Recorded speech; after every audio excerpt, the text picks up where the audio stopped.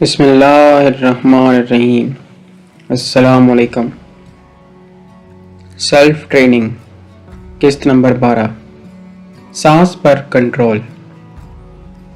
دوستوں، ایک حدیث پاک سنی تھی، انسان اس دنیا میں کس قدر زندگی لے کر آیا ہے وہ سالوں یا سیکنڈز میں نہیں ہے، بلکہ اس کی زندگی کی گنتی سانسوں پر ہے کہ اتنے سانس یہ زندہ رہے گا۔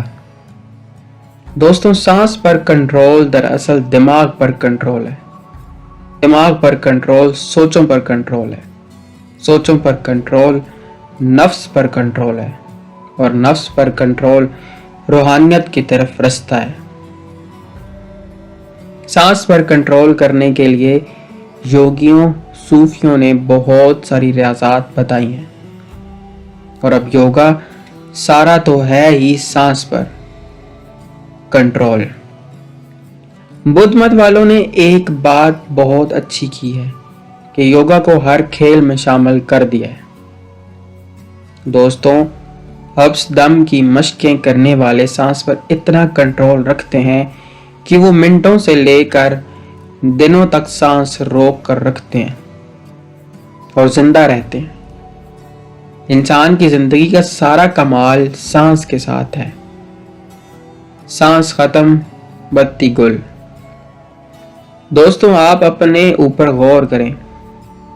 نارمل حالات میں آپ کی سانس نارمل رہتی ہے، غصے کی حالت میں سانس تیز ہو جاتی ہے، تیز چلتے یا دوڑتے وقت سانس پھول جاتی ہے، اچانک کوئی صدمہ پہنچے یا خوشی ملے تب بھی سانس کی حالت بدل جاتی ہے۔ اگر آپ اپنی سانس پر کنٹرول کر لیں تو آپ اپنی جذباتی کنڈیشن پر بھی کنٹرول کر سکتے ہیں۔ مثلاً غصے کی حالت میں سانس کو نارمل رکھ لیں تو کیا پھر بھی آپ کو غصہ آئے گا؟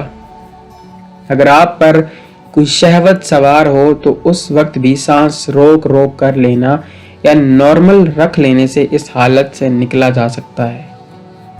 سانس کی مشقیں کرنے سے آپ ہر قسم کے نشے سے نجات حاصل کر سکتے ہیں۔ دوستوں، قرآن پاک کی ایک آیت کا مفہوم ہے کہ اپنے رب کا ذکر کرو سانسوں کے ساتھ۔ کسی عارف کا کلام بھی ہے کہ سانسوں کی مالا پہ سمروں میں بھی کا نام۔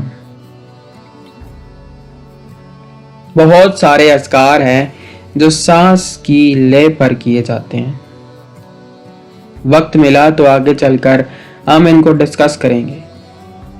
دوستوں، آج آپ کو بالکل ایک سادہ سی سانس کی ایکسرسائز بتا رہا ہوں جس کو فی الحال آپ کہیں بھی کر سکتے ہیں، بیٹھ کر، لیٹ کر، چلتے وقت، بس میں، ٹرین میں، جہاں آپ کا جی چاہے، دن کے کسی بھی وقت، جتنا وقت جی چاہے کریں، کوئی کسی قسم کی پرہیز نہیں ہے۔ کرنا کیا ہے؟ آپ نے صرف اپنے سانس کے آنے اور جانے پر دھیان دینا ہے۔ یہ سانس اندر آ رہا ہے، سانس کا کاربن ڈائی آکسائڈ کو باہر نکال رہا ہے۔ تیز یا زبردستی سانس نہیں لینا، بالکل نارمل انداز میں آہستہ آہستہ سانس لیں اور اس پر دھیان دیں۔ ایک بات یاد رکھیں، سانس لیتے یا نکالتے وقت منہ کا استعمال نہیں کرنا، بلکہ صرف ناک سے سانس لینا اور نکالنا ہے۔ اس میں آگے کافی ایڈوانس سٹیپ بھی ہیں، لیکن آپ کے لیے ابھی یہ بیسٹ ہے۔ فوائد: انتشار خیالات کا خاتمہ ہو جائے گا، نمبر 1۔ نمبر 2، ہاضمہ درست ہو جائے گا۔ نمبر 3، بے سکونی ختم ہو جائے گی۔ نمبر 4، ارتکاز اور یکسوئی میں اضافہ ہوگا، اس سے اسٹوڈنٹس کو بہت فائدہ ہو سکتا ہے۔ نمبر 5، نیگیٹو تھاٹس اور اوور تھنکنگ کا خاتمہ ہو جائے گا۔ نمبر 6، کسی بھی چیز کا فیصلہ کرنے اور غور و فکر کرنے میں آسانی رہے گی۔ نمبر 7، عبادات اور ذکر میں دل لگے گا، ذکر اذکار میں خشوع و خضوع قائم ہوگا۔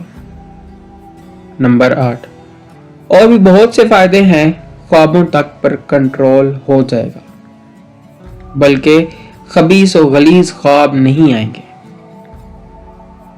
دعا پاک صدا پکار الاجل الاجل یا ولی المومنین عجل اللہ فرجک الشریف وصلوات اللہ علیکہ یا رب محمد وآل محمد صلی علی محمد وآل محمد وعجل فرج آل محمد عباس حمدانی 59۔